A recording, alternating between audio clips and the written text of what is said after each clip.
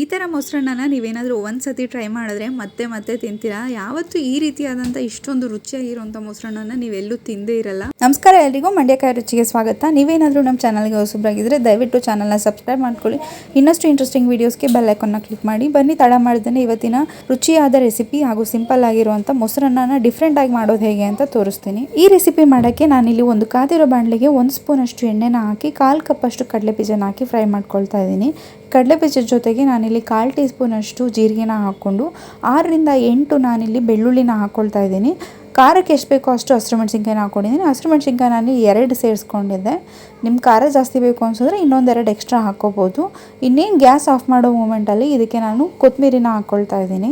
ಇದೆಲ್ಲ ಫ್ರೈ ಆದಮೇಲೆ ಇದನ್ನು ಒಂದು ಪ್ಲೇಟಿಗೆ ಎತ್ತಿಟ್ಕೊಂಡು ಇದನ್ನು ತಣ್ಣಗಾಗಕ್ಕೆ ಬಿಡ್ತೀನಿ. ಇದು ತಣ್ಣಗೆ ಆಗ್ತಿದ್ದಂಗೆ ಇನ್ನೊಂದು ಕಡೆ ನಾನು ಇವಾಗ ಅನ್ನಕ್ಕೆ ರೆಡಿ ಮಾಡ್ಕೊಳ್ತೀನಿ. ಅನ್ನನ ನಾನಿಲ್ಲಿ ಸ್ವಲ್ಪ ಮೆತ್ತಗೆ ಜಾಸ್ತಿ ನೀರು ಹಾಕಿ ಬೇಯಿಸ್ಕೊಂಡಿದ್ದೆ. ಜಾಸ್ತಿ ನೀರು ಅಂದರೆ 1 ಕಪ್ಪಿಗೆ ನಾವು 2 ಕಪ್ ನೀರು ಹಾಕ್ತೀವಲ್ವ ನಾರ್ಮಲ್ ಆಗಿ, ಹಾಗೆ ಇದಕ್ಕೆ ಒಂದು 3 ಕಪ್ ಅಷ್ಟು ನೀರು ಹಾಕಿದ್ರೆ ಈ ರೀತಿ ಮೆತ್ತಗಾಗುತ್ತೆ. ಮೊಸರನ್ನಕ್ಕೆ ಅನ್ನ ಮೆತ್ತಗಿದ್ರೆ ಚೆನ್ನಾಗಿರುತ್ತೆ, ಅದಕ್ಕೋಸ್ಕರ ಇದನ್ನು ಸ್ವಲ್ಪ ಮೆತ್ತಗೆ ಮಾಡ್ಕೋಬೇಕು ಅಷ್ಟೇ. ಇವಾಗ ಇದಕ್ಕೆ ನಾನು ಅರ್ಧ ಲೀಟ್ರಷ್ಟು ಮೊಸರನ್ನ ಸೇರಿಸ್ಕೊಳ್ತಾ ಇದ್ದೀನಿ. ಗಟ್ಟಿ ಮೊಸರನ್ನ ಹಾಕ್ಕೊಂಡು ನೀಟಾಗಿ ಕೈಯಲ್ಲೇ ಕಲಿಸ್ಕೊಳ್ತಾ ಇದ್ದೀನಿ. ಯಾವುದೇ ರೀತಿಯಾದಂಥ ಅನ್ನದ ಗಂಟಿರಬಾರ್ದು. ಆ ಮೊಸರು ಎಲ್ಲ ಕಡೆ ನೀಟಾಗಿ ಮಿಕ್ಸ್ ಆಗೋ ಥರ ನಾನು ಇದನ್ನು ಕಲಿಸ್ಕೊಳ್ತಾ ಇದ್ದೀನಿ. ಇದನ್ನೆಲ್ಲ ಚೆನ್ನಾಗಿ ಕಲಿಸ್ಕೊಂಡು ಇವಾಗ ಇದಕ್ಕೆ ರುಚಿಗೆ ಎಷ್ಟು ಬೇಕೋ ಅಷ್ಟು ಉಪ್ಪನ್ನು ಸೇರಿಸ್ಕೊಳ್ತೀನಿ. ರುಚಿಗೆ ಎಷ್ಟು ಬೇಕೋ ಅಷ್ಟು ಉಪ್ಪನ್ನು ಹಾಕ್ಕೊಂಡು ಇದೇನಾದರೂ ಗಟ್ಟಿ ಅಂತ ಅನ್ನಿಸ್ದಾಗ ಇದಕ್ಕೆ ಇನ್ನೊಂದು ಸ್ವಲ್ಪ ನೀರನ್ನ ಸೇರಿಸ್ಕೊಳ್ತೀನಿ. ನಾನಿಲ್ಲಿ ಮೊಸರನ್ನೇ ಜಾಸ್ತಿ ಹಾಕ್ಕೊಂಡಿರೋ ಕಾರಣ ಇದಕ್ಕೆ ನೀರು ಅಗತ್ಯ ಇರಲ್ಲ. ಉಪ್ಪೆಲ್ಲ ಮೊಸರನ್ನಕ್ಕೆ ಚೆನ್ನಾಗಿ ಸೇರ್ಕೊಳ್ಳೋ ಥರ ಇದನ್ನು ನೀಟಾಗಿ ಕಲಸಿ ಪಕ್ಕಕ್ಕೆ ಎತ್ತಿಟ್ಕೊಳ್ತೀನಿ. ಇನ್ನೊಂದು ಕಡೆ ನಾನೀಗ ಒಗ್ಗರಣೆಗೆ ರೆಡಿ ಮಾಡ್ಕೊಳ್ತೀನಿ. ಒಗ್ಗರಣೆಗೆ ನಾನು ಕಾದಿರೋ ಬಾಣಲೆಗೆ 1 ಟೇಬಲ್ ಸ್ಪೂನ್ ಅಷ್ಟು ಎಣ್ಣೆನ ಹಾಕ್ಕೊಂಡು 1/4 ಟೀ ಸ್ಪೂನ್ ಅಷ್ಟು ನಾನಿಲ್ಲಿ ಎಣ್ಣೆ ಕಾದ ತಕ್ಷಣ ಸಾಸಿವೆನ ಹಾಕ್ಕೊಳ್ತಾ ಇದ್ದೀನಿ. ಸಾಸಿವೆ ಎಲ್ಲ ಸಿಡಿದ ಮೇಲೆ ಇವಾಗ ಇದಕ್ಕೆ ನಾನು ಅರ್ಧ ಟೀ ಸ್ಪೂನ್ ಅಷ್ಟು ಕಡಲೆಬೇಳೆ, ಅರ್ಧ ಟೀ ಸ್ಪೂನ್ ಅಷ್ಟು ಉದ್ದಿನಬೇಳೆನ ಹಾಕ್ಕೊಳ್ತಾ ಇದ್ದೀನಿ. ಇದನ್ನು ಲೈಟಾಗಿ ಕಲರ್ ಚೇಂಜ್ ಆಗೋವರೆಗೂ ನಾನು ಇದನ್ನು ಫ್ರೈ ಮಾಡ್ಕೊಳ್ತೀನಿ.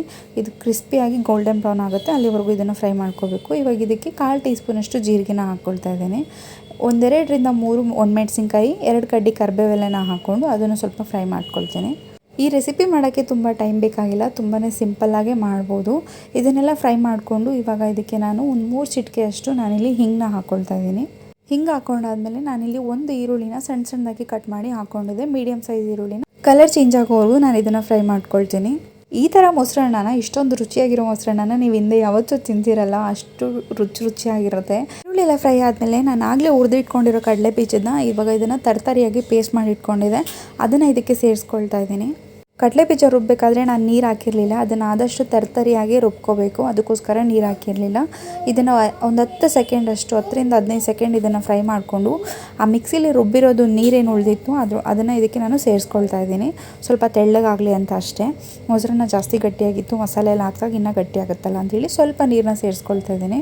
ಇದನ್ನೆಲ್ಲ ಮಿಕ್ಸ್ ಮಾಡಿಕೊಂಡ್ರೆ ಇವಾಗ ರುಚಿಗೆ ಎಷ್ಟು ಬೇಕೋ ಅಷ್ಟು, ಇದರ ಅನುಗುಣವಾಗಿ ಎಷ್ಟು ರುಚಿಗೆ ಬೇಕೋ ಅಷ್ಟು, ಅಲ್ಲಿ ಅನ್ನಕ್ಕೂ ನಾನು ಉಪ್ಪು ಹಾಕಿದೆ, ಈ ಮಸಾಲೆಗೂ ಸ್ವಲ್ಪ ಉಪ್ಪು ಹಾಕ್ಕೊಳ್ತಾ ಇದ್ದೀನಿ ಅಷ್ಟೇ. ಇದನ್ನೆಲ್ಲ ಈಗ ಚೆನ್ನಾಗಿ ಮಿಕ್ಸ್ ಮಾಡಿಕೊಂಡ್ರೆ ರೆಡಿ ಆಗುತ್ತೆ. ಸ್ವಲ್ಪ ಒಂದು 2-3 ಸ್ಪೂನಷ್ಟು ನಾನು ಒಂದು ಕಪ್ಪಲ್ಲಿ ತೆಗೆದಿಟ್ಕೊಳ್ತೀನಿ. ಇವಾಗ ಇದಕ್ಕೆ ಕಲಸಿಟ್ಟಿರೋ ಮೊಸರನ್ನ ಹಾಕ್ಕೊಳ್ತೀನಿ. ಈ ಕಲಸಿರೋ ಮೊಸರನ್ನ ಹಾಕಿ ಆ ಕಪ್ಪಲ್ಲಿ ಏನಿಟ್ಟಿದೆ ಅದನ್ನು ಇದಕ್ಕೆ ಸೇರಿಸ್ಕೊಳ್ತೀನಿ. ಪೇಸ್ಟ್ ಏನಾದರೂ ಜಾಸ್ತಿ, ನಾವು ತಯಾರಿ ಮಾಡಿರೋ ಮಸಾಲೆ ಏನಾದರೂ ಜಾಸ್ತಿ ಅನಿಸಿದ್ರೆ ಈ ರೀತಿ ಸ್ವಲ್ಪ ಎತ್ತಿಟ್ಕೋಬೋದು. ನಾನಿಲ್ಲಿ ಅನ್ನ ಜಾಸ್ತಿ ಹಾಕಿರೋ ಕಾರಣ ಆ ಕಪ್ಪಲ್ಲಿ ಎತ್ತಿಟ್ಕೊಂಡಿದ್ದನ್ನು ನಾನು ಇದಕ್ಕೆ ಸೇರಿಸ್ಕೊಳ್ತಾ ಇದ್ದೀನಿ. ಇದನ್ನೆಲ್ಲ ಮಿಕ್ಸ್ ಮಾಡಿಕೊಂಡು ಲೈಟಾಗಿ ಮೇಲಿಂದ ಕೊತ್ತಂಬರಿ ಹಾಕ್ಕೊಂಡ್ರೆ ಸೂಪರಾಗಿ ಟೇಸ್ಟಿಯಾಗಿರುವಂಥ ರುಚಿಯಾಗಿ ಡಿಫ್ರೆಂಟ್ ಆಗಿರುವಂಥ ಮೊಸರನ್ನ ರೆಡಿ ಆಗುತ್ತೆ.